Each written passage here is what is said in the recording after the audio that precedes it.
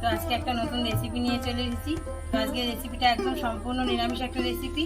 তো রেসিপিটা হবে দই পটল। তো দই পটল করার জন্য দেখো আমি পটল নিয়েছি এখানে কতগুলো, আর এখানে আছে সামান্য কিছু মশলা, আর আছে একটুখানি টক দই। তো তোমরা ভিডিওর সঙ্গে থাকো। প্রথমেই আমি পটলটাকে কেটে নেব।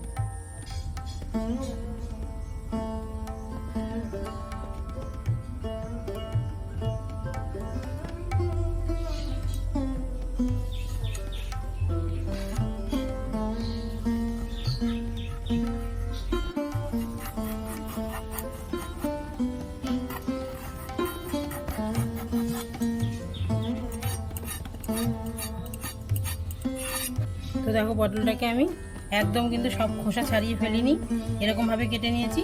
এবার দুই সাইড দিয়ে একটু কেটে নেব।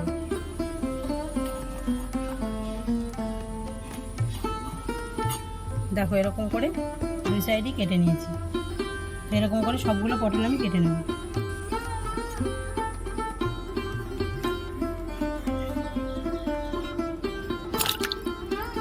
তো দেখো পটলগুলো আমার কাটা হয়ে গেছে। এবার পটলগুলো আমি ধুয়ে নেব।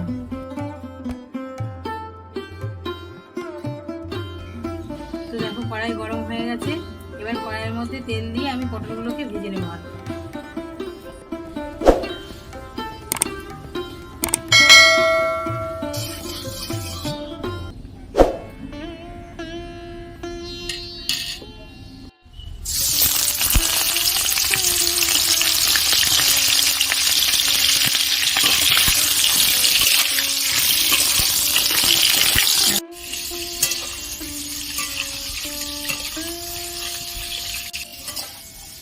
দেখো পটলগুলো ভাজা হতে হতে মশলাটা বেটে নেব।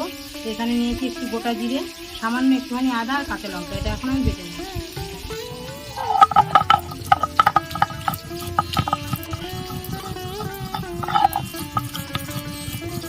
দেখো বন্ধু আমার পটলগুলো ভাজা হয়ে গেছে। আর পটলগুলোকে আমি তুলে নেব।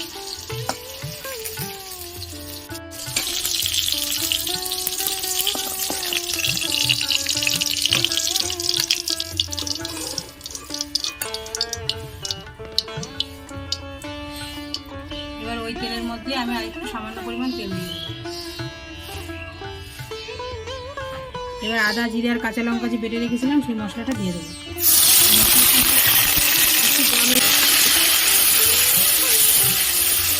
এবার দিয়ে দেবো পরিমাণ মতন লবণ, সামান্য একটু হলুদ, আর দেবো একটু কাশ্মীরি লঙ্কার গুঁড়ো।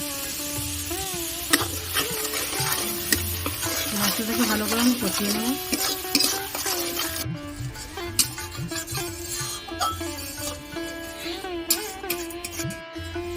তো দেখো মশলাটা ফুটতে শুরু করেছে। এখন আমি একটু ধনিয়া গুঁড়ো দিয়ে দিই।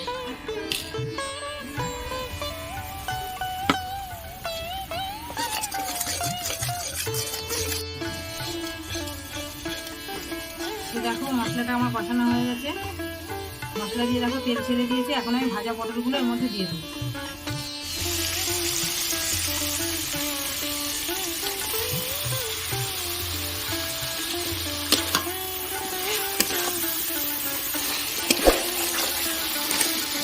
এবার দিয়ে দেবো সামান্য পরিমাণ গরম জল।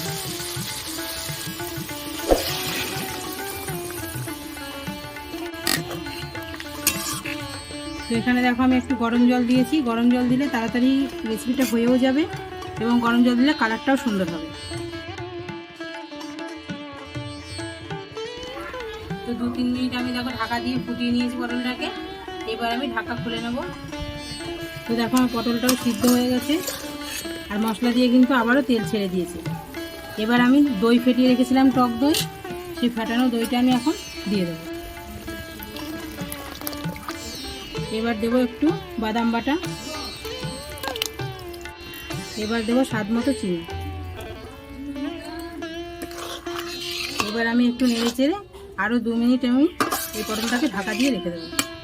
তো দেখো এখানে আমি মাত্র 6টা পটল দিয়ে রেসিপিটা করেছি। তোমরা তোমাদের পরিমাণ মতন পটল নিয়ে নেবে।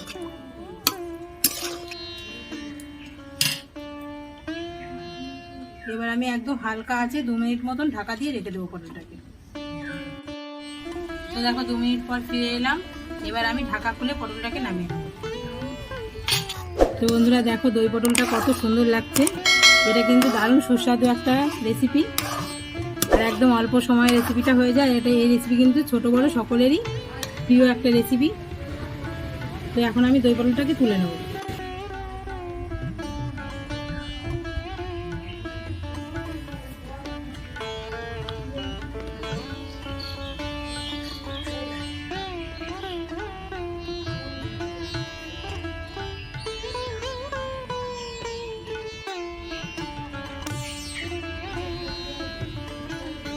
তো বন্ধুরা দেখো রেসিপিটা কত সুন্দর লাগছে, দই পটলের এই রেসিপিটা। এটা খেতে কিন্তু দারুণ সুস্বাদু একটা রেসিপি। তোমরাও বাড়িতে ঝটপট এই রেসিপিটা বানিয়ে নাও।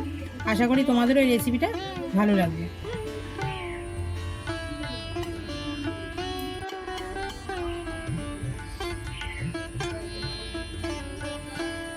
তো বন্ধুরা দেখো একদম অল্প সময়ে দই পটলটা কীভাবে তৈরি করলাম টক দই দিয়ে।